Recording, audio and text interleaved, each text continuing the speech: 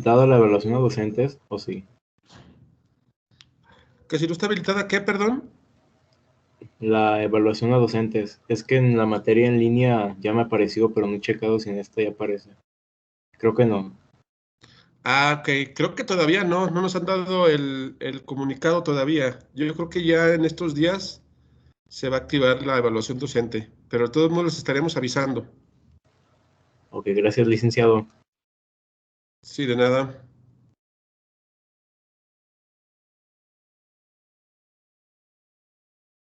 Bien, entonces vamos a platicar sobre, sobre la tarea.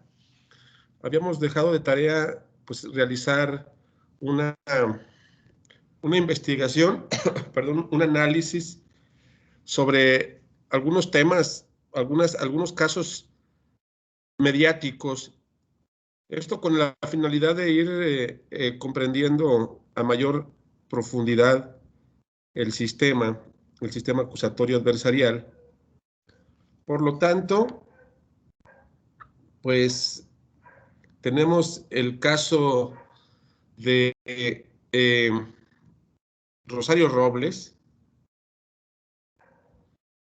Tenemos el caso de Rosario Robles, no sin antes, pues creo que eran el de Rosario, el de Lozoya, el de Joao Malek y el de Mariana Sánchez. Eran 4 casos que tenían que investigar sus antecedentes, todo lo que los delitos de los cuales se les imputan, en qué etapa del procedimiento o del proceso se encuentra, si hubo de por medio o procedían algunos descongestionamientos procesales, si alguien había promovido amparo, etcétera, o apelaciones. Entonces, pues vamos analizándolo. Fíjense bien. Por lo tanto, del caso de Rosario Robles, ¿qué nos pueden comentar? Adelante. ¿Quién quiere participar? ¿Qué encontraron como antecedentes de Rosario Robles? Los escucho. ¿Quién dice yo?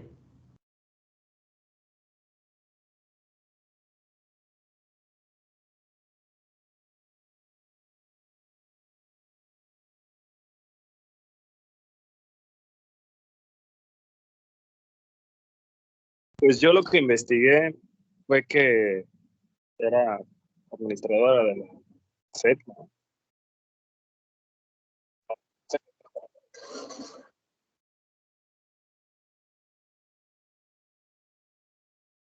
No se escucha nada, como que se cortó el micro. ¿Ustedes sí me escuchan a mí bien? A Sí, usted sí, licenciado, pero sí se le cortó al compañero. Ah, sí, sí. Entonces es el micro de él. No se escuchó nada. Bien, Rosario Robles, una mujer que fue durante el sexenio de Peña Nieto, del 2012 al 2018, funcionaria de alto nivel, debido a que fue titular en 2 ocasiones de 2 secretarías importantes, como la Sedesol y como Sedatu. Sedesol, que es o era la Secretaría de Desarrollo Social, enfocada en combatir la pobreza, el hambre, eh, llevar a cabo modificaciones de vivienda en comunidades y familias vulnerables. Obviamente, pues la Sedesol, a raíz de que gana la presidencia Andrés Manuel López Obrador, pues cambia de nombre. Ahora ya no se llama Sedesol, ¿no? Ahora es la Secretaría del Bienestar. Por lo tanto, también fue titular en un momento dado, en el sexenio, de la Secretaría de Desarrollo Territorial y Urbano, llamada la SEDATU. Entonces, pues es un caso como tantos que hay ahorita de políticos que sabíamos de los antecedentes de corrupción, eso tampoco lo podemos negar, sin tintes ni fines partidistas, pero es la realidad del país en esta y en las anteriores administraciones. Lo que hay que reconocer, pues es que aparentemente hay una línea de investigación en varios personajes, ¿no? Sobre todo porque se sabíamos de antemano que el saqueo, la corrupción y el robo del presupuesto público, pues eso lo conocíamos. Sin embargo, jamás se había llevado a cabo pues una investigación realmente meticulosa para poder saber cómo estaba orquestada esta ingeniería prácticamente financiera del desvío de los recursos.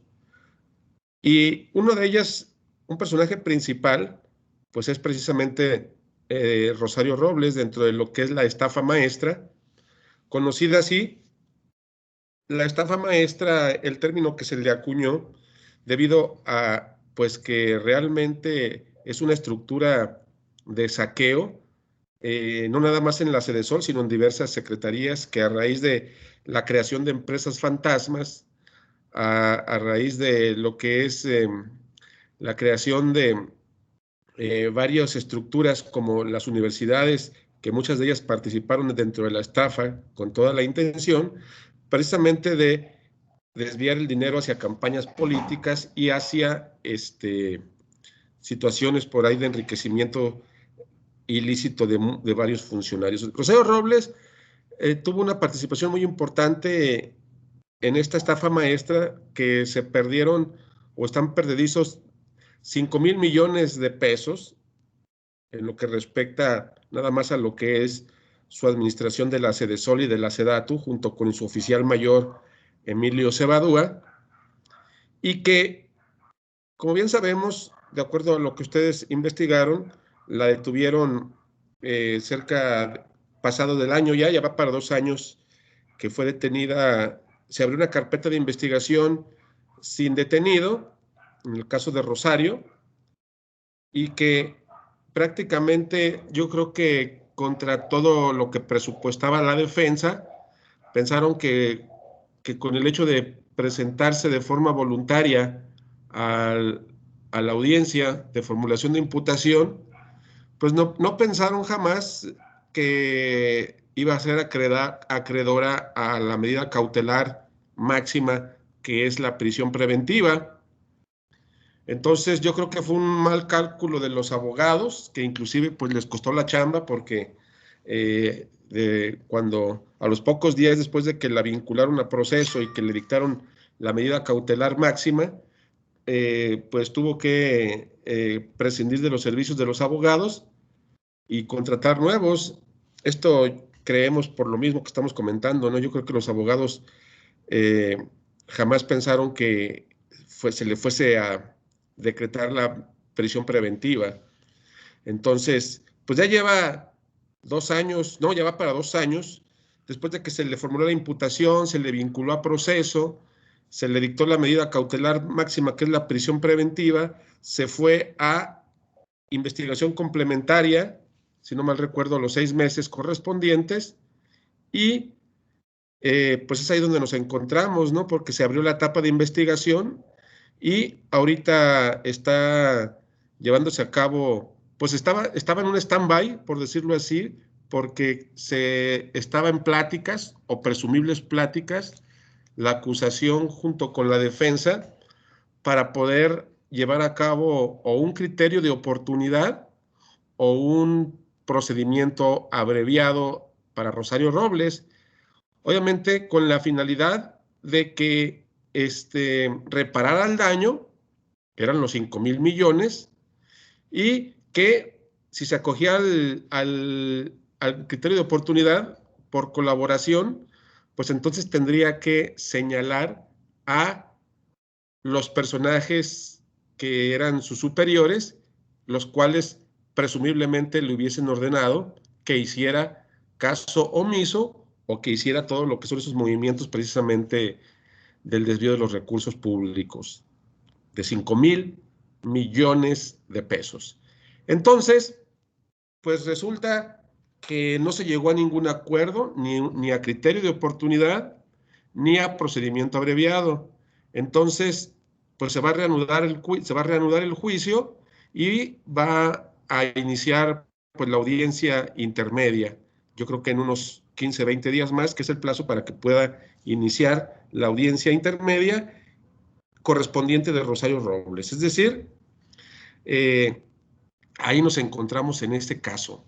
Por lo tanto, ella, junto con sus abogados, ha salido a comentar en los últimos días, recientemente, que pues se está quejando de lo que es el patriarcado mexicano, de que es una presa política, de que es una persecución política por parte del régimen de Andrés Manuel López Obrador, y está manejando el discurso precisamente de este tipo, ¿no? Pero sabemos de la responsabilidad a ciencia cierta de Rosario Robles, y pues está escudando bajo el argumento precisamente del feminismo. Ella fue la titular, ella fue la encargada, ella fue la que tendría que, la responsable prácticamente, porque fue la titular de la Sedesol y de la Sedatu, y ella argumenta que no supo ni se dio cuenta de ese desvío. Entonces ella se lava las manos, entonces pues presume su inocencia de esa situación. Sin embargo, yo lo veo poco probable que pues pueda, en este caso, obtener pues un criterio de oportunidad o en su defecto el procedimiento abreviado, debido a que pues le están requiriendo la fiscalía la reparación del daño, que son los 5,000 millones de pesos, que obviamente creo que no los tiene, o por lo menos no en su totalidad, ¿no? Porque pues el dinero corrió como el agua para todos lados. Entonces, creo que lo indicado hubiese sido que se sometiera al criterio de oportunidad como testigo colaborador, pero parece ser que en un momento dado sí lo quiso realizar. Sin embargo, llegó el momento en que pues se echó para atrás, ¿no? No quiso denunciar a sus jefes, como fue Peña Nieto y como Luis Videgaray y Osorio Chong. Por lo tanto, creo que el juicio de Rosario Robles va a seguir. Entonces, sí había la posibilidad, hay la posibilidad del criterio de oportunidad todavía, y hay la posibilidad de un procedimiento abreviado, porque estos pueden aplicarse hasta antes del auto de apertura a juicio oral, sobre todo el procedimiento abreviado, en el cual eso es lo que ella está solicitando. Ya no solicita el criterio de oportunidad, solicita el procedimiento abreviado, en donde nada más dice que se va a decir culpable de omisión, pero no de lo que es el delito de corrupción y que hubiese tenido el dinero ella en su poder. Entonces, eso es lo que va a argumentar, es la estrategia de la defensa por los delitos que son los que se le imputaron en la formulación, que es por omisión de funciones y uso indebido de la función pública, que va a ser la estrategia de la defensa. Entonces, que esos delitos no procede lo que es la reparación del daño. Simplemente procedía el procedimiento abreviado. Entonces, vamos a ver cómo se torna este caso, que se va a poner interesante en los próximos meses, ahora que se va a encontrar ya en etapa intermedia. Y ese es el caso de Rosario Robles, ¿no? Detrás de Rosario Robles, pues hay bastantes cuestiones a considerar. Por otro lado, también hablábamos, o les dejé de que investigaran el caso de Joao Malek. ¿Qué me pueden comentar de Joao Malek? ¿Quién dice yo? Adelante.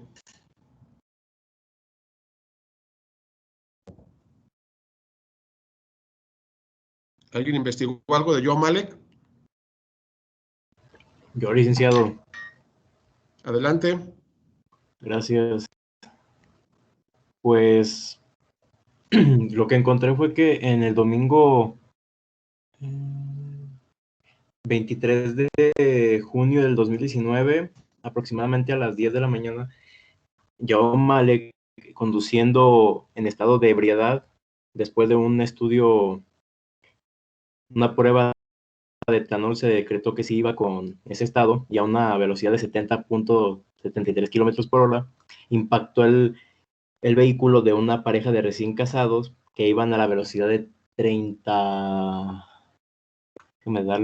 35 kilómetros por hora, lo que causó que la pareja muriera casi en el momento, en el instante, por lo que se le imputó en principio el homicidio de ambas personas, culposo, pero después pues que iba en exceso de velocidad, que iba alcoholizado, que al parecer salió de una fiesta que se reunió muchas horas antes, por así, no recuerdo si dice que entró como a las 11 o a eso empezó la fiesta y salió hasta pues a esa hora, a las 9:30, y en el transcurso las 10. Se le decretó que ya era como homicidio grave o algo así, yo encontré, a lo mejor no supieron bien tipificarlo en esa nota, pero así lo encontré. Salió que en principio se le estaba pues solicitando la resarción del daño para que él saliera libre, y a esto se oponía la madre tanto de la mujer como del muchacho fallecido. Sí. Pues querían que se hiciera justicia, que a pesar de este muchacho irresponsable de creo que 20 años, que se le hiciera pagar. Asimismo, por otra parte, desde una práctica un poco sucia, diría yo, según se hizo un peritaje donde se trataba de hacer una responsabilidad compartida, ya que trataban de adjudicarle a que una de las víctimas tenía restos de semen en la boca, por lo que estaban argumentando de que tal vez le estaba practicando una sexo oral, y por eso iba lento. Entonces tanto ellos tenían la culpa como Yao Malek, que desde mi punto de vista creo que es un argumento un poco vacío, porque no hay nada que certifique que en ese mismo instante estaba siendo practicado eso. Asimismo, siento que hubo cierto tráfico de influencias, porque al momento de decretar la sentencia, el juez le dio de 3 años y medio y que tenía que pagar 3 millones de pesos como fianza o como reparación al daño hacia las familias. Cosa que digo, si se le decretó como homicidio grave al final de la cuestión del caso, esa punibilidad se me hace muy poca, muy reducida para lo que establece el mismo código, tanto de del estado de Jalisco como del Código Penal Federal. Siento que ahí hubo, pues sí, mano de algún superior, y no le quedó más que aceptar el dinero a las familias, porque de todas formas iba a salir libre, y que salga libre y no les den nada a que salga libre, mínimo tengan ese dinero para invertirlo en la hija que quedó huérfana de ambos sujetos, de ambos jóvenes. Creo que desde mi punto de vista fue un caso de injusticia y de impunidad. Es correcto, muy bien. ¿Alguien más quiere agregar algo sobre el caso de Joao Malek que haya encontrado o que quiera agregar al respecto?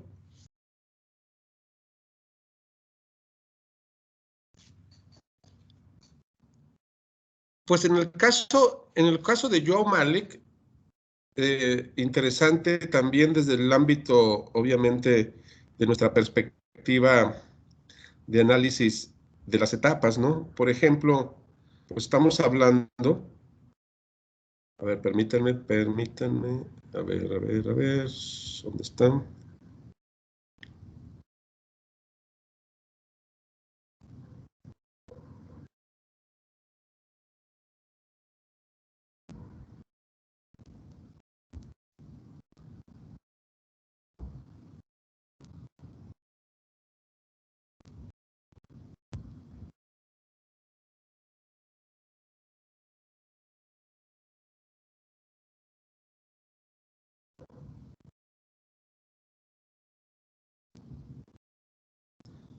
Ok, permítanme.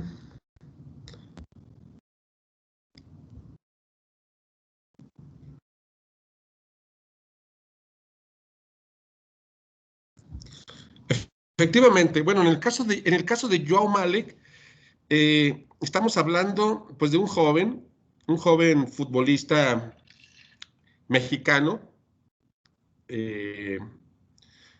No sé si su papá o su mamá tiene ascendencia extranjera, no recuerdo si es el papá o la mamá, pero que, como bien sabemos, al estar él en una parranda aquí en Guadalajara, pues se desvelaron, se desmañanaron él y otro compañero de parrandas, futbolista también creo, y pues vimos el desenlace, ¿no? El impacto que aconteció, en el cual perdieron la vida una pareja de recién casados.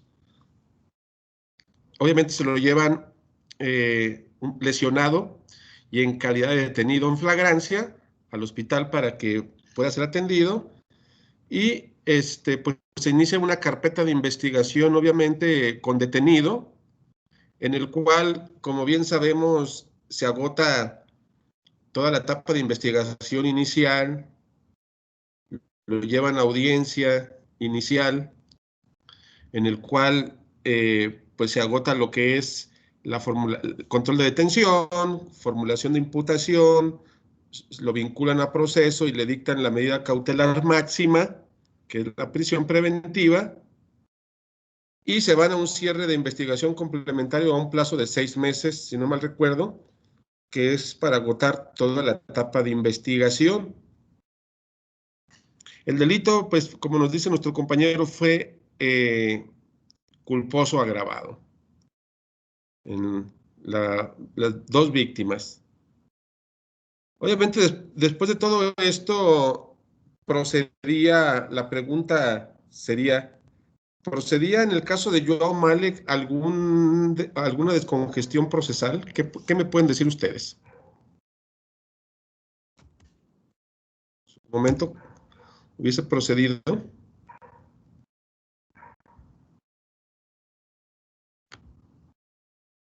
Pues, licenciado, yo creo que hubiera procedido el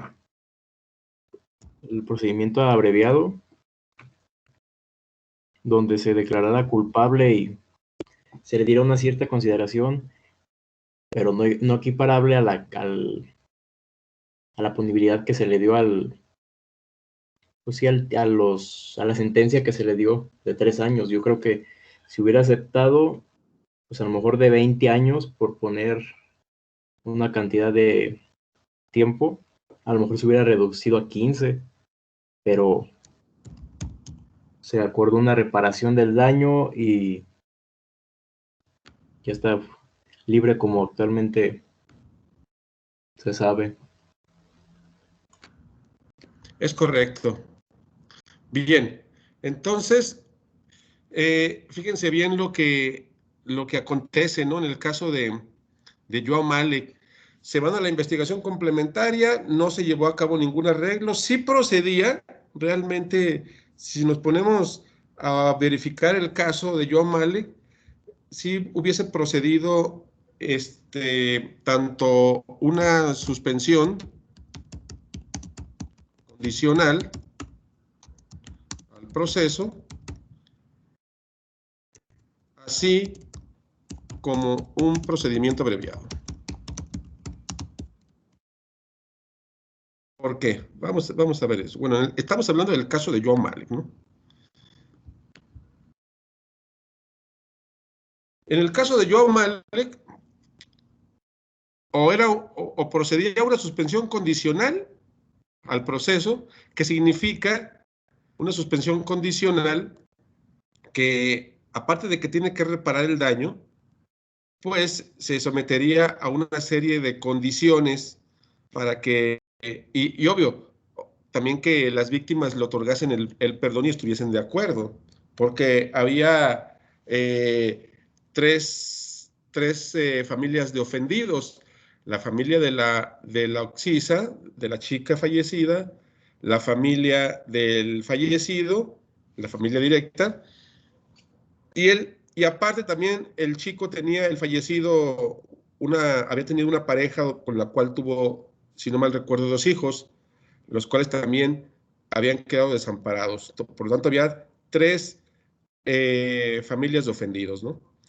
Por lo tanto, como no se trató de un delito doloso, como se trató de un delito culposo, aunque fue agravado, por ir en un estado inconveniente, hubiese procedido en su momento, porque lo pretendió la defensa, una suspensión condicionada, en la cual iba a pagar el daño a todos, la cantidad de 3, 4 millones, y se iba a someter a una serie de condiciones que nos marca el Código Nacional de Procedimientos Penales para que pudiera o pueda proceder la suspensión condicional. Recuerda que tenemos dos tipos de salidas alternas al proceso penal. Dos, los acuerdos reparatorios y la suspensión condicional al proceso.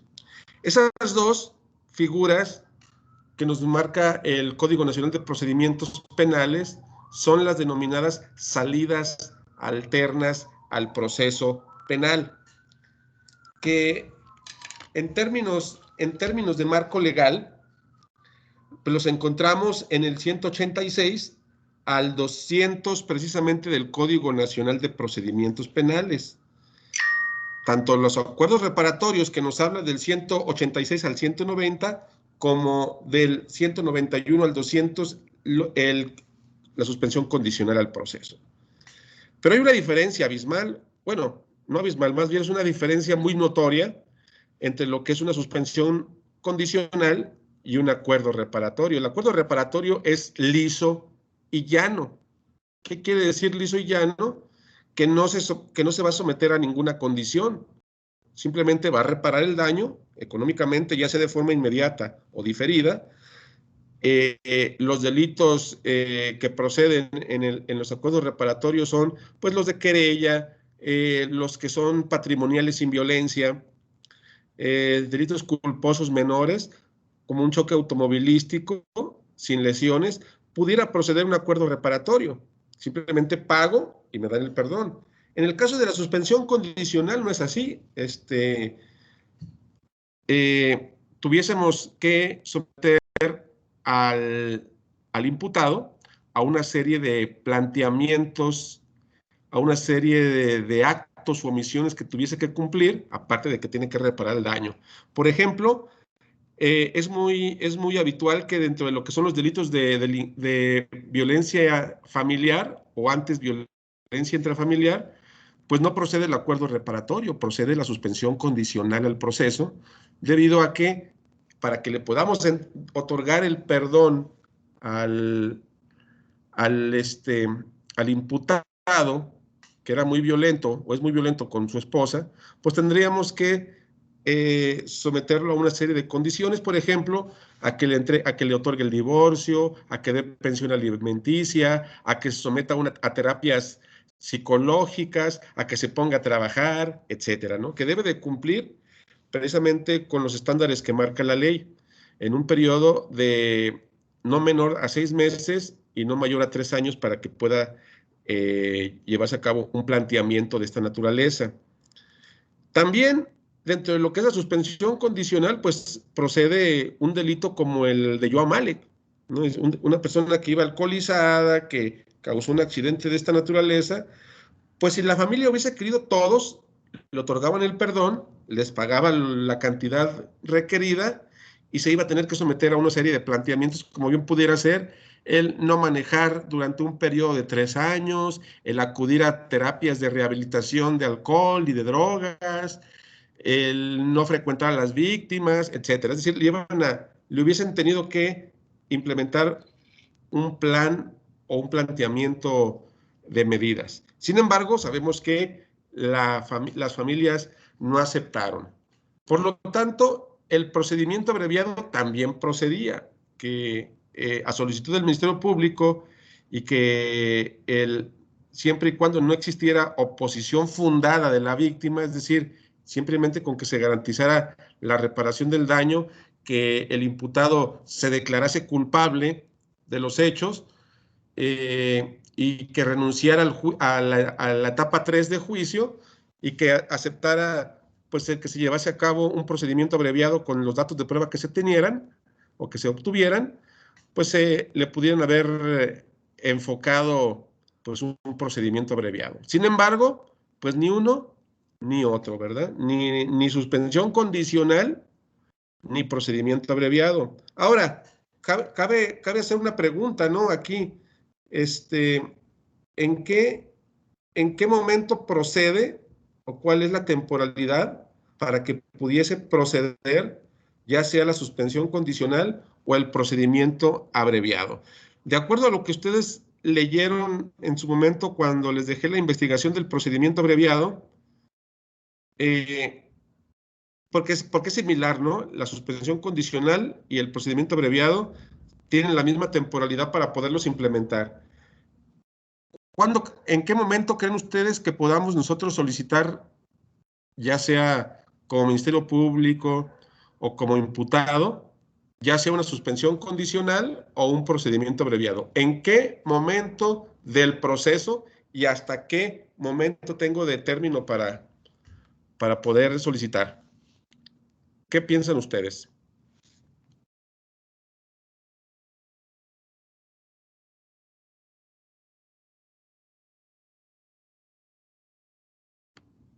Licenciado, su pregunta es ¿cuánto tiempo va a ser la suspensión condicional o en qué etapas puedo yo interponer la suspensión? ¿En qué etapas puede usted solicitarla? La suspensión y el procedimiento abreviado. Ok. En cualquier etapa. No. Sí. Ya se las remarqué ahí, pero a ver si la atinan. Si una vez que se entra a la etapa, a la audiencia inicial, Antes de acordarse de la apertura al juicio, profe. Es correcto. Tenemos de término para promover una suspensión condicional o un procedimiento abreviado antes del auto de apertura a juicio oral. ¿Y en qué momento lo puedo solicitar? Después de la vinculación a proceso. Eso tómenlo como nota, ¿no? Y hasta lo vamos a anotar aquí. Está en el 193 del Código Nacional, profe, de procedimiento. 193 del Código Nacional. Procede desde la vinculación a proceso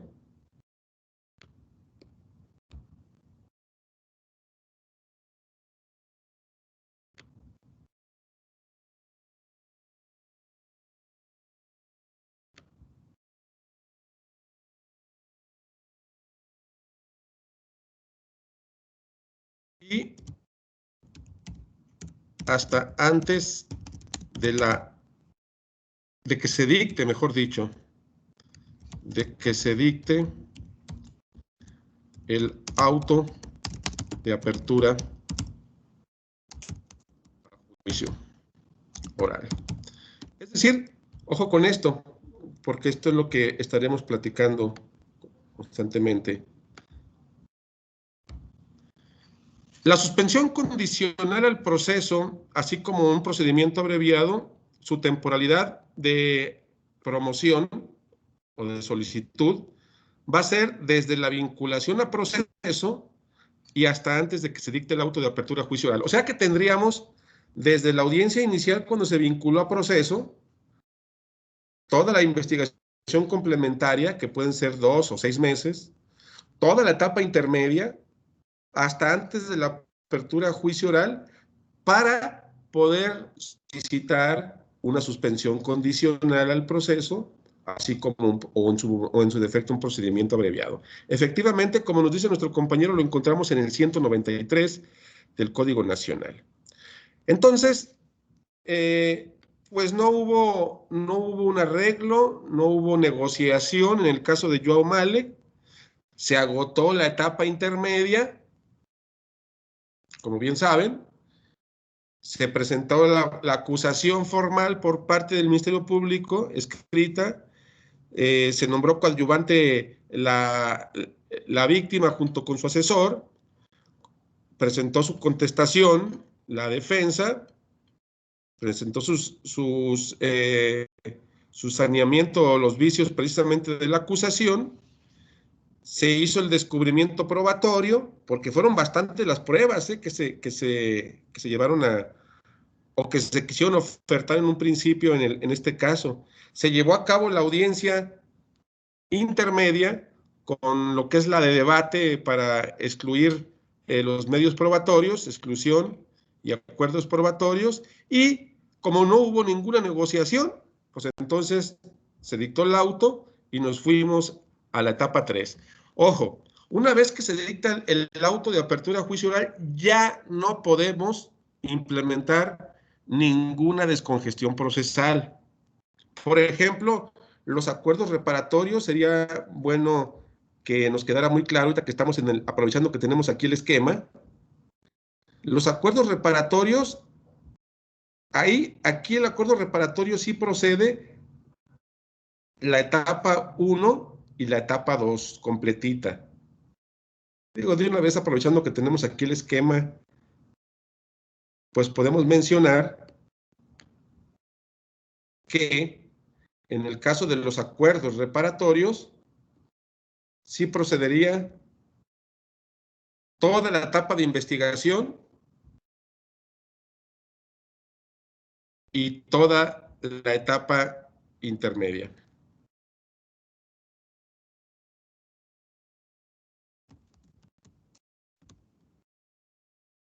O sea, que quedaría nuestro esquema aquí, ¿no?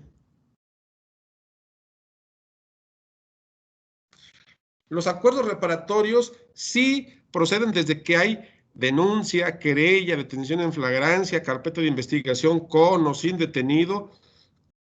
Toda la etapa de investigación y toda la etapa intermedia hasta antes de la apertura a juicio oral tenemos para solicitar acuerdos reparatorios. ¿Queda claro estos puntos?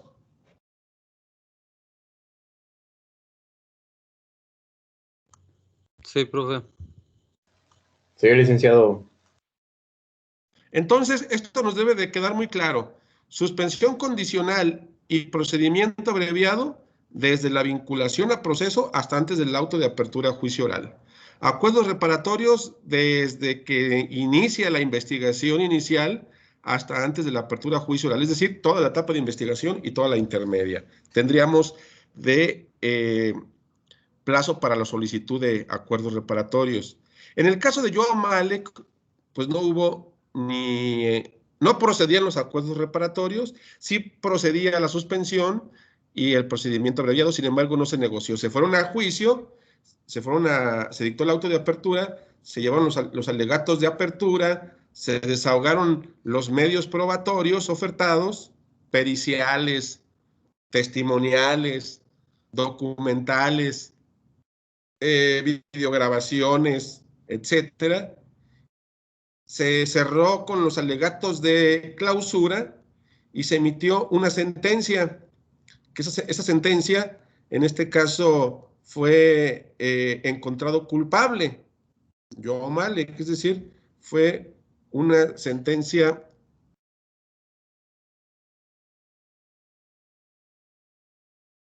fue encontrado condenatoria. En el caso de Joao Malek, ¿no? Su sentencia fue, permítanme, condenatoria. Pero esto no quiere decir que haya sido perjudicial la sentencia para Joao Malek, porque si tú recuerdas, la sentencia de Joao Malek fue de 3 años, ¿cuánto?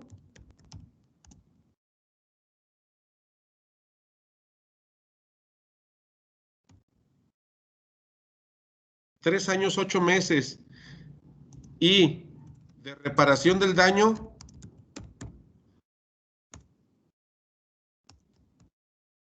3 millones, si no mal recuerdo. Eso fue una vez que se encontró culpable, una vez que se llevó a cabo también la audiencia de individualización de sanciones, lo condenaron a 3 años, 8 meses de prisión y una reparación del daño de 3 millones. Por lo tanto, pues hasta cierto punto le salió barato, como bien decimos coloquialmente, porque como ya llevaba 1 año y medio en prisión preventiva, pues réstale 3 años, 8 meses, entonces te da cerca del año 8 meses aproximadamente que le restaba para compurgar su pena. Y esto era, según nuestro Código Nacional de Procedimientos Penales, pues candidato a obtener un beneficio preliberacional que se llama suspensión condicional de la pena. Una cosa es la suspensión condicional del proceso y otra cosa es la suspensión condicional de la pena, ¿verdad? Que son dos cosas diferentes. Una es dentro del proceso y otra es cuando ya fue sentenciado. Por lo tanto, promovió la defensa la suspensión condicional porque pues ya nada más le restaba 1 año 8 meses porque ya había cumplido 1 año y medio en prisión preventiva y nada más tendría que pagar la reparación del daño para que fuera candidato. Y sumándole a ello, también hay que sumarle que tal vez eso fue lo que tomó en cuenta el juzgador o los juzgadores del Tribunal de Enjuiciamiento, que pues dentro de lo que es su año y medio de internamiento en prisión preventiva, pues llevó a cabo actividades de reinserción como de deporte, como buen comportamiento, como apoyo dentro de lo que es el sistema penitenciario. Hizo varias actividades de reinserción y de apoyo. Por lo tanto, todo esto le ayudó hasta cierto punto para que se portaran accesibles en su sentencia. Y ahí lo vemos que en esa sentencia definitiva, una vez que pagó esa reparación del daño, pues lo vemos ahorita actualmente en libertad. Lo vemos en libertad, pero eso no quiere decir que todavía ya está el caso cerrado o el caso juzgado. ¿Por qué razón? Porque obviamente las víctimas, los ofendidos, que son la familia de las víctimas directas, pues se inconformaron por esa sentencia porque esperaban una mayor cantidad de años y esperaban una mayor cantidad de dinero. Es decir, la familia de las víctimas esperaba una sentencia de cerca de 10 años para que pudiera compurgar más pena y aproximadamente entre 4 millones y medio de reparación. Por lo tanto, esta sentencia fue hasta cierto punto favorable para el imputado, para el sentenciado, no tanto así para las víctimas. ¿Qué les correspondía a las víctimas una vez que esta sentencia no les fue favorable? ¿Qué pudieran promover ellos?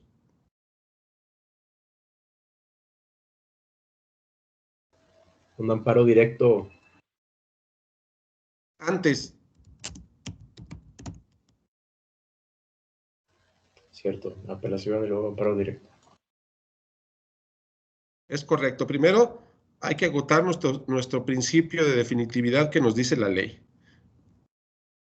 Si en la sentencia no me fue favorable, tanto para uno como para otro, si la sentencia no le hubiese sido favorable a Joe Male, que le hubiesen dado los 10 años, entonces él hubiese podido interponer su recurso de apelación de la sentencia ordinaria.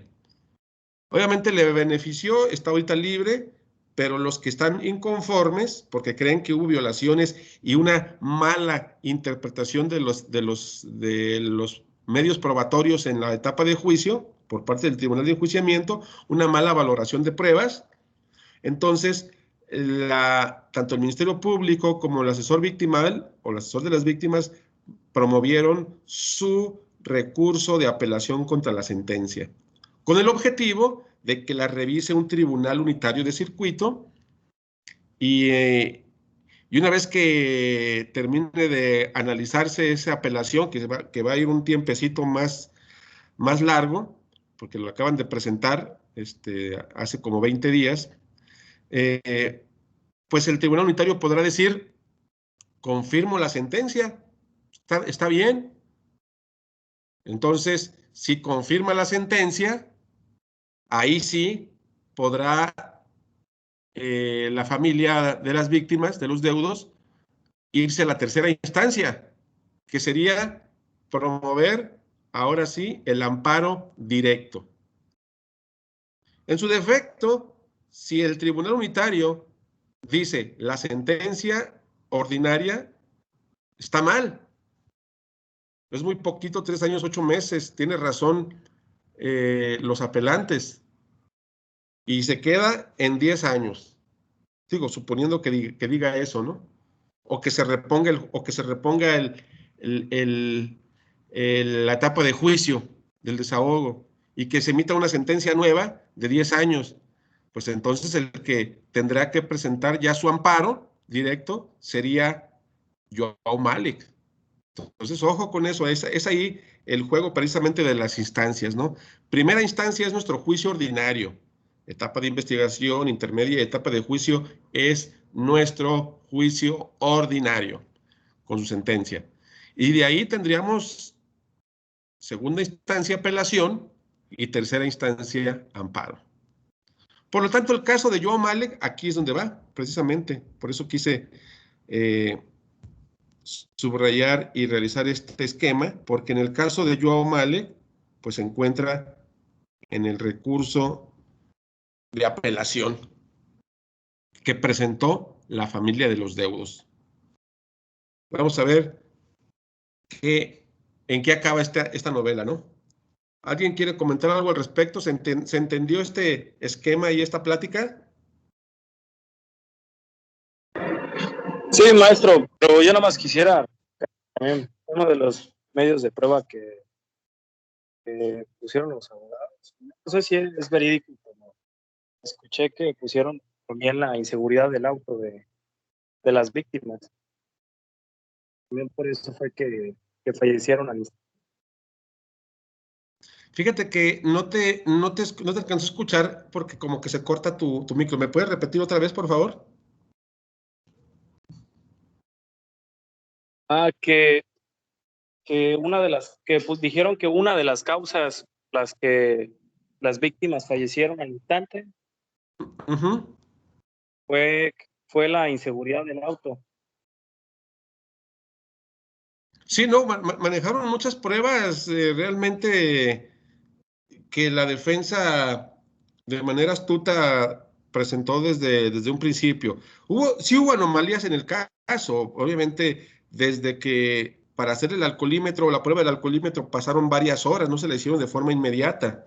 Eso fue un punto que las víctimas, los ofendidos, estaban precisamente queriendo que se tomara en cuenta que desde el principio los peritos no le aplicaron la pericial del alcoholímetro de forma correcta o en tiempo y forma. Otra, la que nos mencionaba Natanael, precisamente de que querían hacerle creer a los juzgadores que la parejita iba haciendo cosas indebidas en el automóvil y que también ellos tenían su culpa. Y otra, la que tú estás mencionando sobre la cuestión de la inseguridad del vehículo, ¿no? Que va de la mano con la cuestión que nos mencionaba Natanael de el acto erótico sexual que estaban practicando supuestamente porque no se comprobó la pareja. Todo eso podemos decir que fue si nos ponemos en el lugar de las víctimas de los deudos, pues fue una mala interpretación posiblemente del juzgador o del tribunal de enjuiciamiento para poder otorgarle pues una condena de 3 años, 8 meses. Y eso es precisamente lo que están apelando, toda esa mala interpretación de las pruebas, en este caso las víctimas, con sus representantes y con el Ministerio Público como tal. Pero sí, argumentan la mala seguridad o la poca seguridad del vehículo como tal. ¿Sí me explico? Sí, Lick. Sí.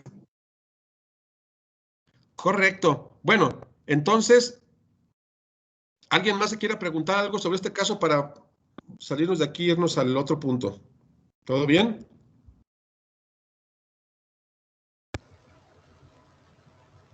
Respecto a este caso, sí, licenciado, gracias. Ok, bueno, este caso interesante de Joao Malik, ¿no? Por lo tanto, tenemos también, por otro lado, el caso de Mariana Sánchez. Mariana Sánchez. Vamos a ver a quién tenemos conectado. ¿Ya llegaron más bueno, ya somos 14? Hoy la mayoría de las mujeres tuvieron su día. Felicidades, eso es muy bueno, que lo estén aprovechando bien para que tengan sus actividades y descansen un poquito. Pero tenemos fórum, tenemos 14 personas es muy bueno, es decir, más de la mitad. Y Bien, si no en me el equivoco, caso, eso fue ayer. perdón, Si no me equivoco, eso fue ayer. eso fue ayer, pues es que el comunicado decía que hoy 9, entonces se lo No, tomaron era el el día de hoy. 8. ¿Mande? Según yo, o sea, tal vez me equivoco, pero según yo había visto todo que era pues el 8, o sea, justo el Día de la Mujer. Y pues Sí, fue ayer. yo creo que la universidad se los dio el día de hoy, porque sí el comunicado aparece como 9, entonces se los dio el día de hoy. Bien, bueno, entonces continuamos. Sobre el caso de Mariana Sánchez, ¿qué me pueden comentar? ¿Qué sucedió? ¿Qué pasó con este caso? ¿Quién me apoya con eso?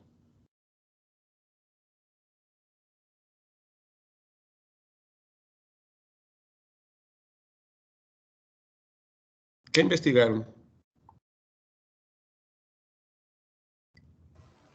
Yo, licenciado, Adelante, Francisco. gracias. Pues encontré la información que Mariana tenía 25 años cuando perdió la vida.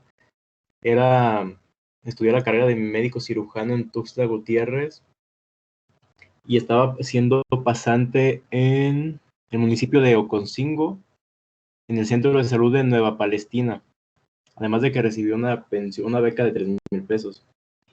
Le tocó el inicio de la pesadilla cuando le tocó como superior al el doctor, permítame encontrar el nombre, Fernando Cuauhtémoc N., quien en una ocasión la metió a un cuarto e intentó abusar de ella. Ella denunció esto ante las autoridades y ante la misma institución que la llevó ahí, creo que fue la Secretaría de Salud, y lo único que hicieron fue suspenderla, creo que 1 o 2 semanas. A ella como que la separaron como que la mandaron descansar, pues, y cuando la regresaron a su cargo de pasante, la volvieron a llevar a ese mismo lugar donde estaba este sujeto, el cual no le hicieron ni una llamada de atención, un requerimiento, una investigación ni nada. Los días pasaron y el día 28 de enero fue encontrado su cuerpo sin vida dentro de su, por así decirlo, departamento, pero creo que era otro tipo de unidad habitacional, el cual a diversas opiniones no tenía las condiciones salubres y de seguridad que la Secretaría de Salud le prometió y que argumentaba ante la opinión pública. Asimismo, puedo añadir que este sujeto, este Fernando, anteriormente de la situación con Mariana, ya había sido denunciado, si recuerdo bien, por hostigamiento sexual por otra compañera, por otra doctora, meses antes, o años antes, y solo fue separado de su cargo durante un tiempo, y debido a las influencias de un amigo de él, no recuerdo qué cargo tenía dentro de la institución, pero debido a influencia de él, lo volvieron a contratar con la única condición de que no se les pagaran los saldos caídos. No se le hizo ninguna suspensión, ninguna levantamiento de cargos, nada. Ahorita está detenido el supuesto feminicida, pero ya con el único cargo 100% vinculado del hostigamiento sexual. En cuestión a lo del feminicidio, yo creo que sí fue este sujeto, ya que ya tenía antecedentes de violencia sexual hacia las mujeres, y hacia Mariana en específico ya había intentado un acto por el cual no tuvo ningún tipo de sanción. Entonces creo que lo infló más, y al ella negarse sus ideas machistas de este sujeto, dijo, pues te mato. Lo que yo opino que se me hizo un acto deleznable fue que en un peritaje que mucha gente se está quejando, la madre de Mariana y los abogados obviamente declararon que hubo irregularidades dentro del peritaje que se le hizo al cuerpo, fue que fue asfixiada, pero uno, no había marcas de abuso sexual, por lo que decían que ella misma se suicidó. Pero aquí el problema fue que la zona donde fue encontrado el cuerpo y donde supuestamente cometió el suicidio no fue acordonada, no se evitó que alguien pudiera manipularla. Entonces, ahí es donde es un foco de alarma de decir, hicieron algo para encubrir al sujeto, para solo poderle vincular el acto de hostigamiento y no también vincularle el acto de feminicidio.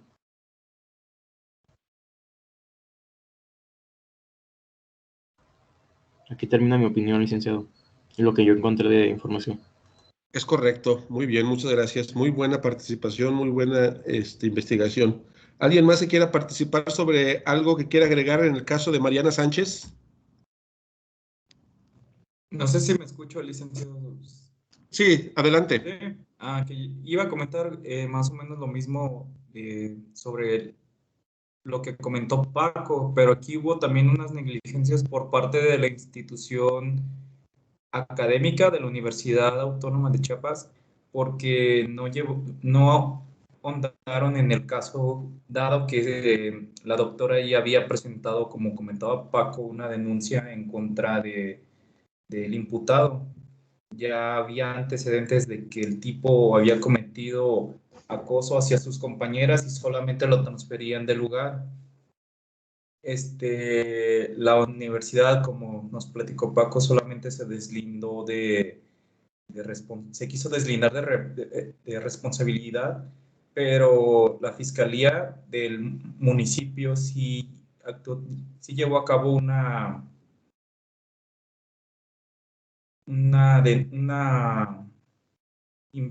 abrió una carpeta de investigación también en contra de la directora de la institución por el delito de omisión, al no haber hecho caso de las denuncias que había presentado Mariana en contra de su agresor.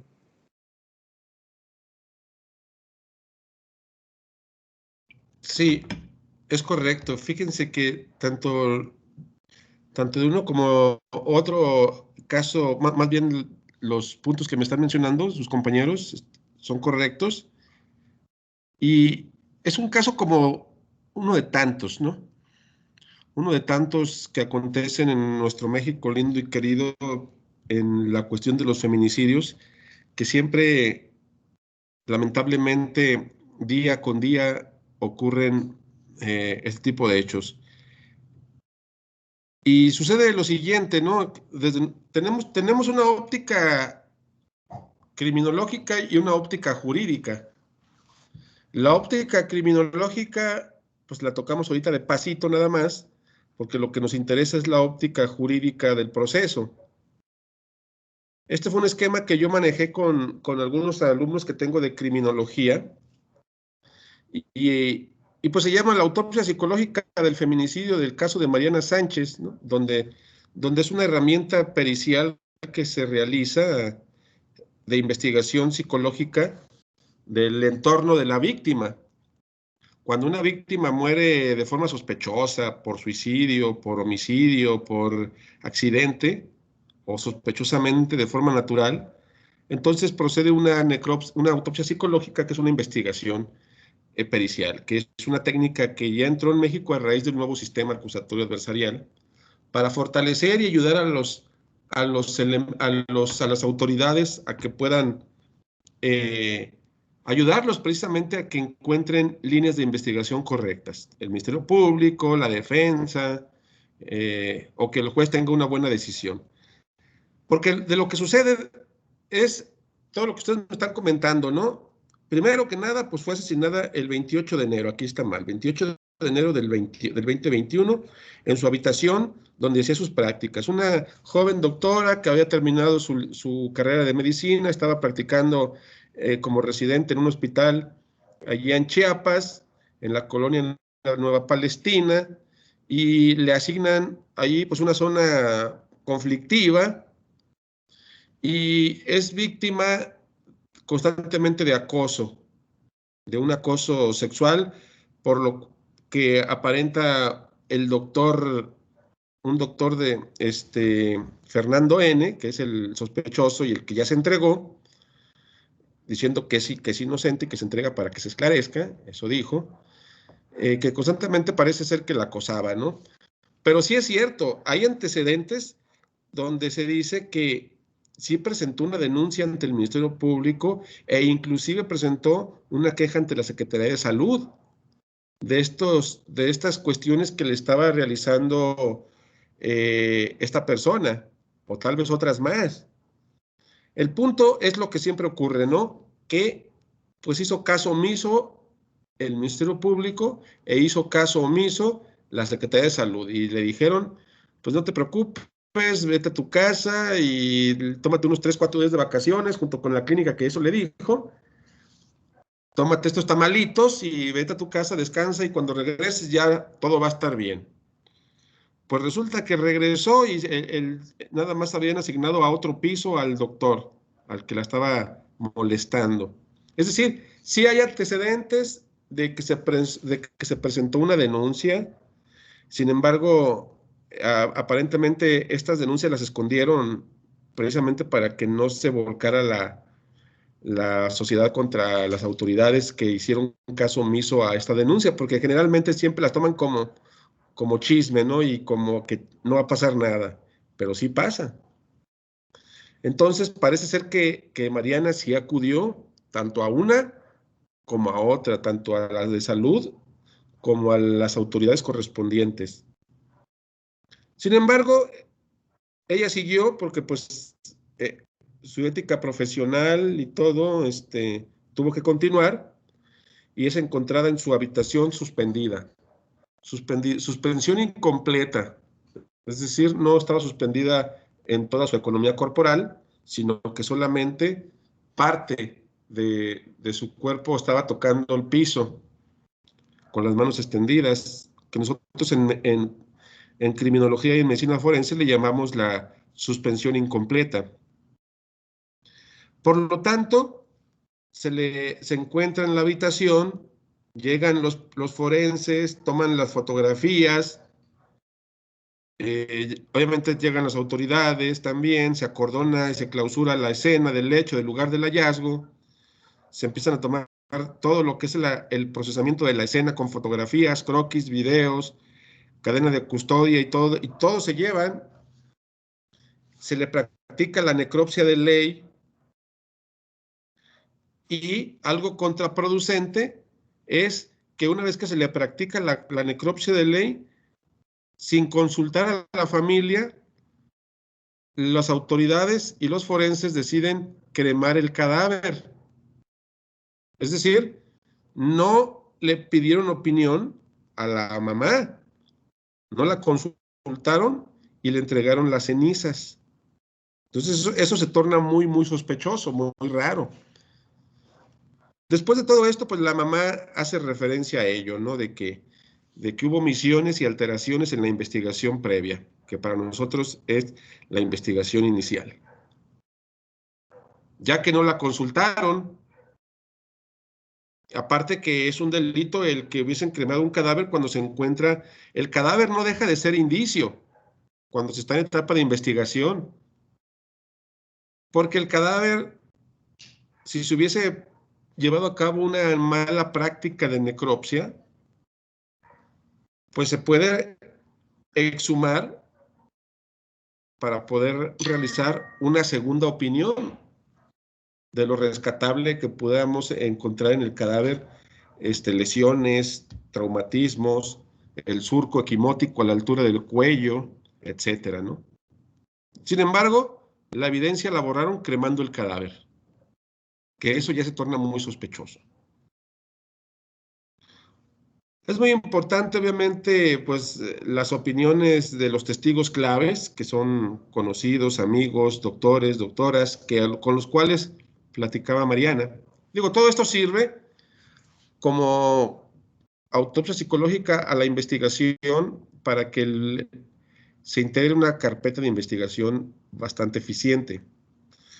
Después de todo esto, el caso se tornó mediático y el gobierno federal tomó el asunto, más bien entró a conocerlo para darle seguimiento en el caso de la secretaria de Gobernación, Olga Sánchez Cordero.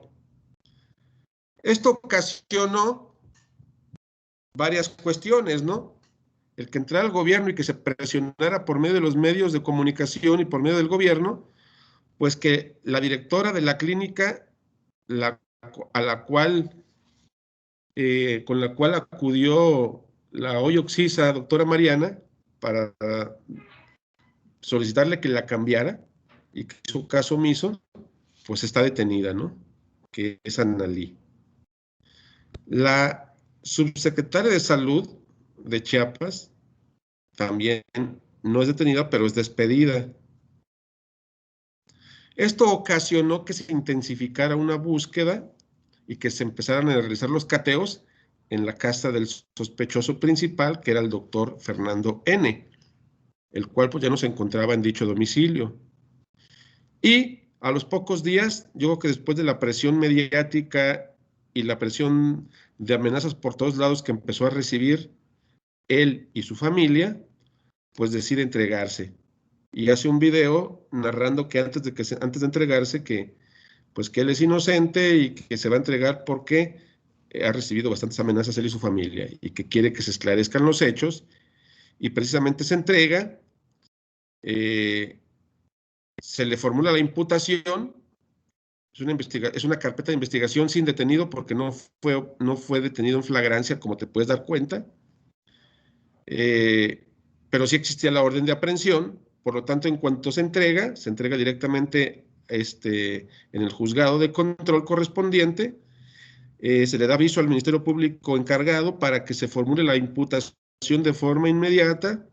Se formula la imputación con todo lo que conlleva eso, su oportunidad para que declare, las precisiones en el debate de la formulación, y después se solicita la vinculación a proceso, la cual pues se otorga, ¿no? Se concede la vinculación porque el juez de control encuentra elementos razonables dentro de la carpeta de investigación inicial para poderlo llevar a un proceso.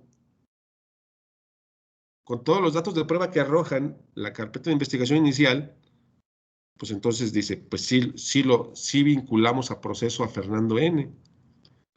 Se le solicita la medida cautelar por parte del Ministerio Público, sí, la máxima, prisión preventiva, la cual se concede. Se lleva a cabo lo que es el debate sobre el cierre del plazo complementario para ver si quedaba en cuántos meses, 2, 6 meses, ¿no? Es que hasta donde tengo entendido, pues van a ser 6 meses de investigación complementaria, en donde las partes, tanto la acusación como la defensa, pues van a llegarse a pruebas a sus intereses, ¿no? Uno para acusar, para romper la presunción de inocencia, y el otro para fortalecer la presunción, en base a pruebas ya más estructuradas, científicas, periciales. Y ahí se encuentra el caso, ahí es donde va. Es decir, estamos en el caso de Mariana, en la etapa de investigación complementaria. Es decir, en la primera. Vamos a ver qué resulta de todo esto. Parece ser que hay bastantes elementos que pudieran llevar a cabo la solicitud de la acusación o la formulación de la acusación para entrar a etapa intermedia dentro de unos cuantos meses que se acabe el cierre del plazo. Y probablemente llegar hasta juicio y que se decida todo ahí. Entonces es un caso pues digno de darle seguimiento, ¿no? ¿Qué opinan al respecto ustedes? ¿Se entendió esta parte que estamos platicando? De mi parte, sí, licenciado. También de la mía, licenciado, todo claro.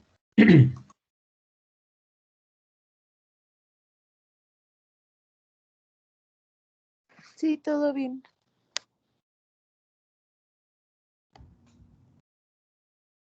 Muy bien, muy bien. Pues ahí tenemos el caso de Mariana. Entonces, ¿nos queda uno? ¿Nos falta uno por platicar o ya terminamos nuestros casos? Nos falta el de Emilio Lozoya, licenciado. Ah, ok. Nos falta el de Emilio Lozoya. Bueno, otro personaje muy similar al caso de Rosario, ¿no?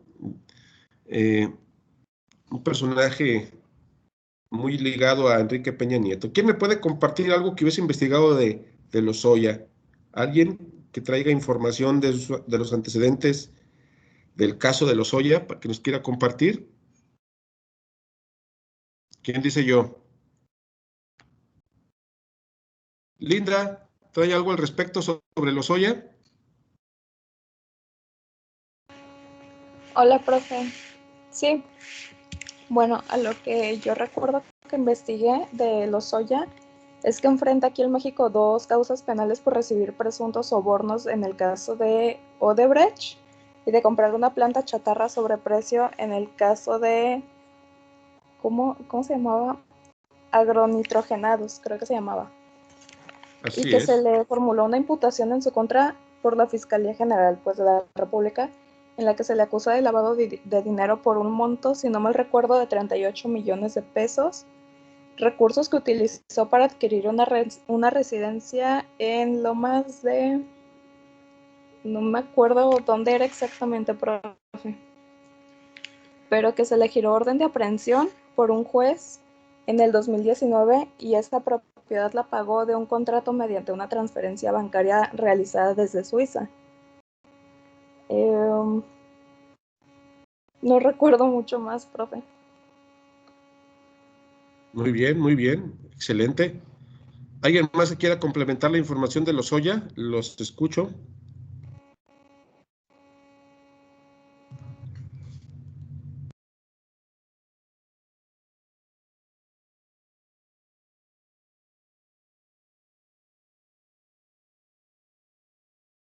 Emilio Lozoya es un personaje, pues realmente, que estuvo muy ligado a Peña Nieto.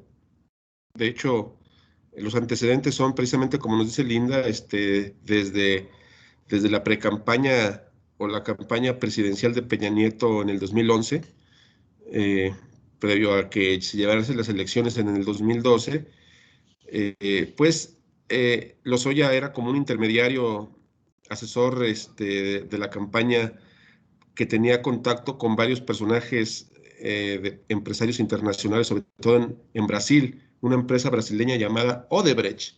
Es un caso un poquito complejo, pero interesante, ¿verdad? Cuando nos ponemos a investigarlo, porque de estos hay muchos aquí en México, y podemos analizar bastantes cosas, ¿no? Pero sin embargo, si nos enfocamos al caso de Lozoya, pues es el destapar la cloaca de la podredumbre política y de la corrupción en México, que tampoco es un secreto, ¿no? Lozoya llevó a cabo negociaciones con una empresa brasileña llamada Odebrecht, en la cual les ofreció que si Peña Nieto ganaba la elección, pues les iba a entregar contratos muy jugosos cuando ya fuera presidente, para que pudieran implementar negocios en México y entregarles concesiones petroleras de Pemex, y sobre todo pues manejar la reforma energética, que prácticamente iba a ser pues, benéfica para los empresarios, pero no así para el pueblo de México, aunque nosotros nos manejaron la versión diferente. Es decir, todo estaba acomodadito de esta forma para que Lozoya prácticamente negociara y convenciera a empresarios de Odebrecht Brasil para que invirtieran en la campaña, y otorgaron varios millones de dólares, muchos millones de dólares para la campaña de Peña Nieto, la cual a final de cuentas, como bien sabemos, la ganó en el 2012, gracias a todo lo que es la inversión financiera de extranjeros, y gracias también a los medios de comunicación, y gracias también a la ignorancia del país. Esa es una realidad, ¿no? Que votaban por él porque estaba guapo, y la novela de la gaviota y él, ¿no? Entonces, bueno, es la realidad del país, ¿no? Tampoco la podemos ocultar. Y sin embargo, pues esto, después de todo el acontecimiento, llega a la presidencia, y pues dicho y hecho, los pactos se tienen que cumplir. Y empezaron a darles concesiones a Odebrecht, a OHL España, y conforme con ello, pues también decidieron implementar la reforma energética, la cual pues nos dijeron que iba a ser muy benéfica, pero para que se pudiera aprobar, tenían que convencer a todo el Senado y a varios personajes más, ¿no? Lo cual pues se hizo gracias a Lozoya, que fue el que se presume, y es la realidad, al secretario de Hacienda, Luis Videgaray, y a Peña Nieto, que fueron los que le encargaron el convencer a los senadores para que aprobaran a los senadores y diputados para que aprobaran la reforma energética. Entonces, ¿cómo los iban a convencer? Pues como diría Plutarco Elías Calles, ¿no? No hay nadie que se pueda resistir a un cañonazo de millones. Pues todos aceptaron la reforma energética porque pues ya se les había comprado el voto tanto de senadores como de diputados. Por lo tanto, esto ocasionó que se aceptara dicha reforma, y gracias a la compra de diputados, de senadores, de varios gobernadores, etcétera, que el intermediario principal, el que dio el dinero a ellos, pues fue Lozoya. Es decir, Lozoya era el que daba la cara y el que entregaba el dinero. Tal vez Lozoya, previendo todo esto, tal vez Lozoya como diciendo, tampoco es nada tonto, esto tal vez me pueda afectar en un futuro. ¿Qué puedo hacer yo para poder tener un elemento de defensa? Pues grabó. Dice, así si alguien me quiere acusar o algo, yo me respaldo. Entonces, Lozoya videograbó cuando les entregaba el dinero a los senadores y a diputados, y las entrevistas que tenía con varios de ellos. Pues yo creo que llevaba su cámara oculta, tal vez en la camisa, tal vez una pluma fuente, que ahorita las cámaras de ese tipo, pues la tecnología está muy avanzada, y videograbó a todo el mundo, ¿eh? Entonces él se respaldó así. Dice, por si truena la bomba más adelante, ¿no? Y dicho y hecho, yo creo que tanto el PRI y el PAN no se esperaban que fuesen a perder la elección, porque pues ya habían fraudeado en el 2006 con Calderón, y ya habían hecho pues un movimiento turbulento en el 2012. Ojo, sin ser yo partidario de ninguno, porque soy apolítico, pero soy analista. Por lo tanto, jamás se esperaron, yo creo, que fueran a perder, o por lo menos pensaron que con otro fraude, pues iban a tumbarle de nueva cuenta la elección al actual presidente, pero pues no fue así, ¿no? El arrastre popular, los medios alternativos de comunicación, como son las redes sociales, pues llevaron al actual presidente a la silla presidencial, y pues en cuanto llegó al gobierno empezó a hacer una persecución política también de varios personajes como Rosario Robles, que en su momento fue prácticamente muy allegada a Andrés Manuel López Obrador. Por eso se dice que también es una venganza política. Lozoya, Juan Collado, García Luna, que está en Estados Unidos siendo juzgado, y pues Emilio Cebadúa y demás, ¿no? Alonso Ancira, etcétera, ¿no? Entonces Lozoya, pues se da la fuga. Lozoya se dio la fuga sabiendo lo que venía, y muchos otros más, pues están prófugos. Luis Videgaray está prófugo, o sea, Luis Videgaray no sabemos en dónde se encuentra el cerebro precisamente en el sexenio peñanietista, porque era el que estaba detrás de Peña Nieto orquestando todo, Luis Videgaray. Entonces, José Antonio Meade, pues iba a ser la tapadera de todos, tanto de panistas como de priistas, y resulta, pues perdió la elección.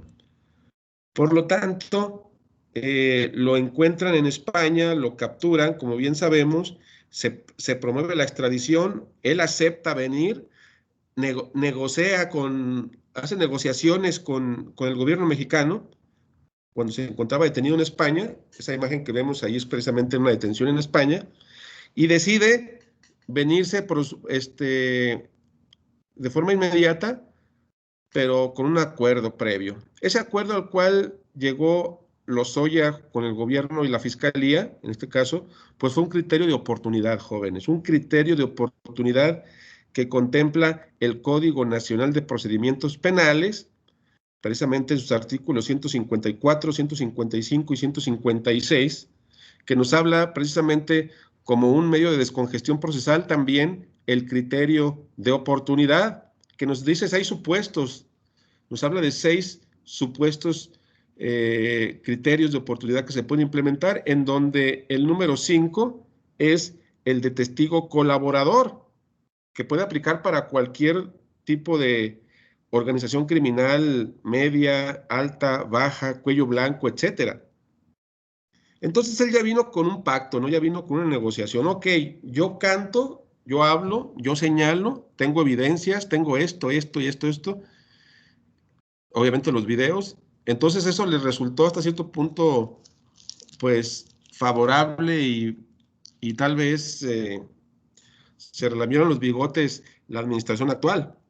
Aparte de que lo pueden utilizar como herramienta política, que es lo que también está sucediendo, pues decidieron pactar con Lozoya. Ok, no pisarás la cárcel, vamos a hacer un circo mediático que supuestamente te capturamos y que te llevamos a la cárcel, pero no la vas a pisar, que a final de cuentas, pues no la pisó. Está Lozoya en calidad de testigo colaborador, quién sabe Dios dónde, si está en México o está en el extranjero, pero está colaborando supuestamente con la justicia, narrando precisamente todo lo acontecido en esa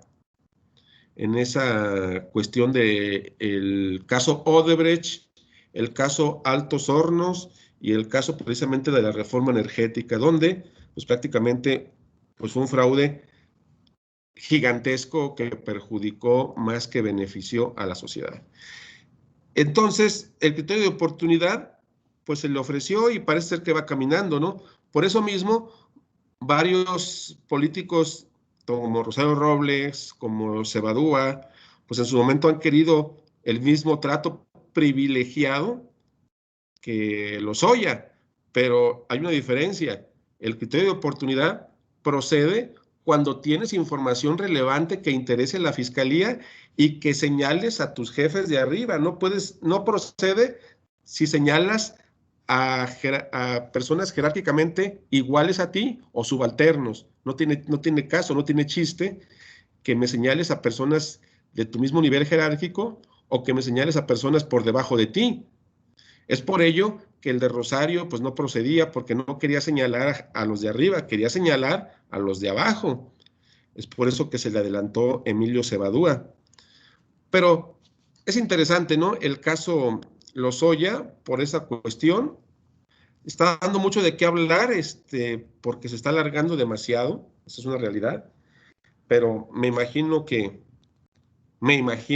pues va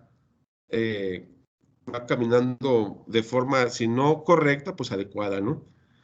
Vamos a ver en qué termina también esta novela, pero no deja de ser parte también del sistema nuevo, del nuevo procedimiento penal, la descongestión procesal, por medio de criterios de oportunidad, por medio de suspensiones condicionales, por medio de acuerdos reparatorios o por medio de procedimientos abreviados. Entonces, pues ni modo, son herramientas con las cuales contamos en el nuevo sistema. Son reglas del juego y está completamente fundamentado en la Constitución. ¿Qué opinan ustedes al respecto? Adelante, me gustaría escucharlos. Profe, pues yo leí que Lozoya sí estaba aquí en México y tenía la restricción de no poder salir del país. Sí. Pero pues sí es toda una novela en lo que el caso Lozoya. De que lo capturaron, supuestamente va a pisar cárcel, pero pues en realidad no lo está pisando. Sí, se sabe que está aquí en México, porque eso es lo que se dice, pero no se dice dónde, ¿no?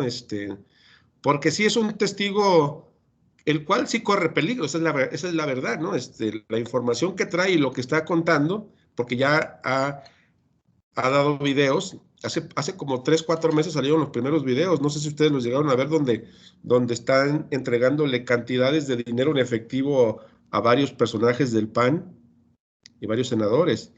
Entonces, sí trae información relevante e importante Lozoya, y esto pues lo convierte en un blanco muy fácil para que, si llegan a saber dónde se encuentra, pues con el poder enorme que también tiene la mafia del poder, o los empresarios y los políticos, que pues hay que decirlo con todas sus letras, ¿no?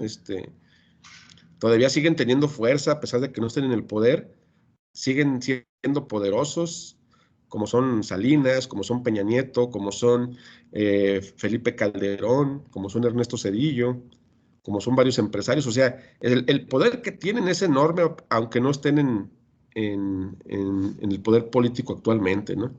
Entonces, sí, sería riesgoso, y eso es el acuerdo al cual llegó, el que se dijera dónde se encuentra custodiado. Entonces, por eso se presume que probablemente, si está en México, está muy bien custodiado en algún lugar donde se la está pasando pues a gusto, ¿no? O en el extranjero inclusive, ¿no? Pero no se sabe a ciencia cierta en dónde está, porque sí sería muy riesgoso de que se pudieran infiltrar ahí precisamente los enemigos, los que antes eran sus amigos, que ahora ya son sus enemigos, ¿no? Entonces es un caso también interesante, y ahí tenemos el claro ejemplo de un criterio de oportunidad.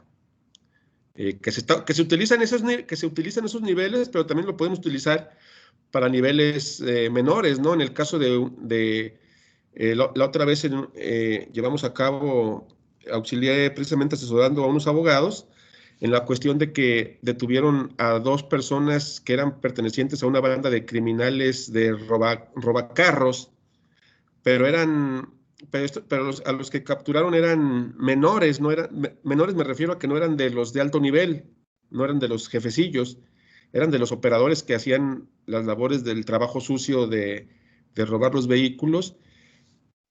En cuanto se les captura, prácticamente lo que hace la fiscalía, sabiendo que se trataba de una banda importante de robavehículos y que traen información muy importante sobre las actividades, sobre las casas donde tenían vehículos, sobre cuáles eran las casas donde vivían sus jefes y todo ello, pues decidieron decirles y ofrecerles lo que es un criterio de oportunidad, a lo cual, pues así como sucede en ese nivel que es riesgoso, pues también sucede en estos niveles, ¿no? Donde tienen que otorgarles protección como testigo colaborador, para que se pueda, tanto a la familia como a él, darle, porque no nada más es al sujeto, es a la familia completa.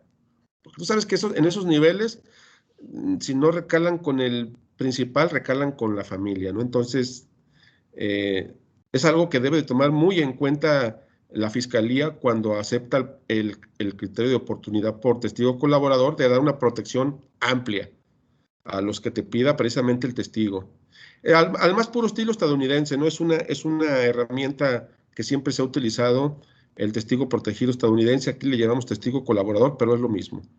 Entonces, a final de cuentas, estos 2 chavos aceptaron, tenían información muy relevante, jugosa para la fiscalía. Dice, nos conviene más el negociar con estos muchachos para poder capturar y desmantelar una banda de 10 personas, en las cuales tienen 4, 5, 6 casas de seguridad, o 6 casas de vehículos, y llegar con las personas indicadas, ¿no?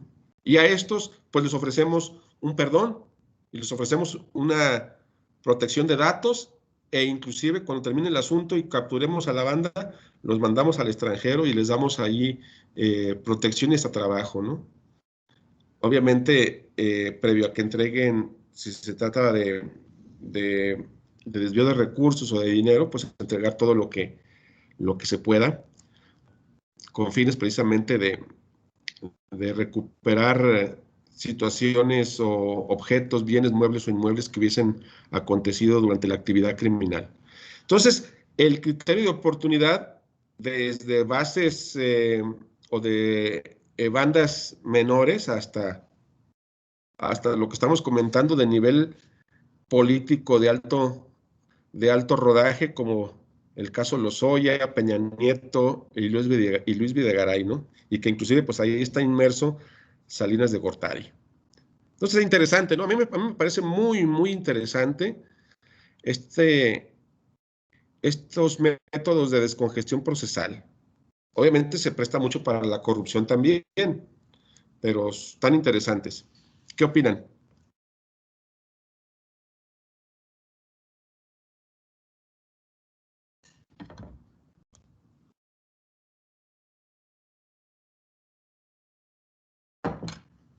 ¿Se comprende?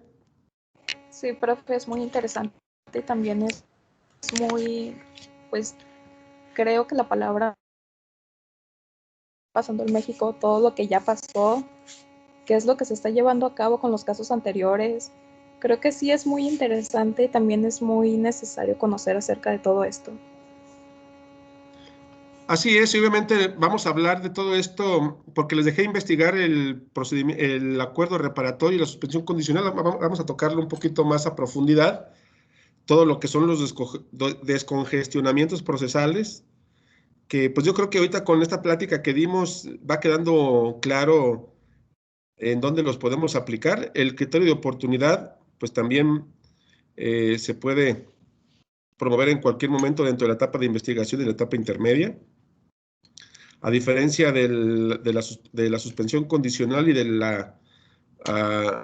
procedimiento abreviado que tenemos como temporalidad de solicitud después de la vinculación hasta antes de la auto de apertura a juicio oral. Entonces, todo esto se torna interesante que lo analicemos para saber en qué momento nosotros, cuando litiguemos, podemos solicitar o promover cualquiera de estas descongestiones procesales. Por lo tanto, de tarea lo que nos vamos a llevar es lo siguiente, permítanme.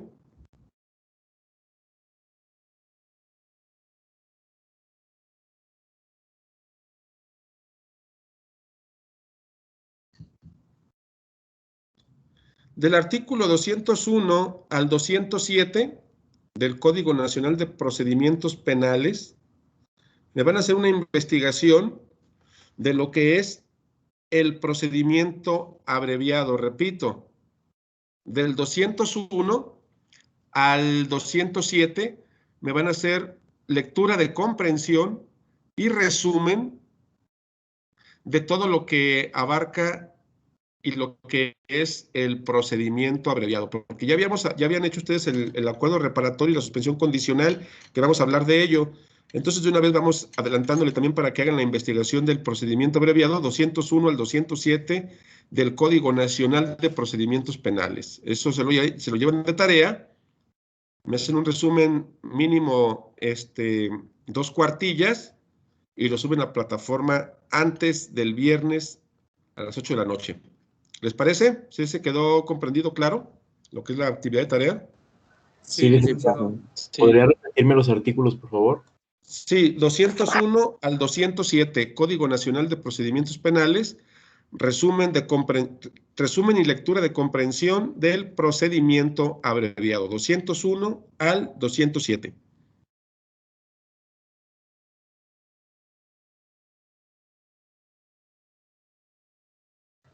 Gracias, licenciado.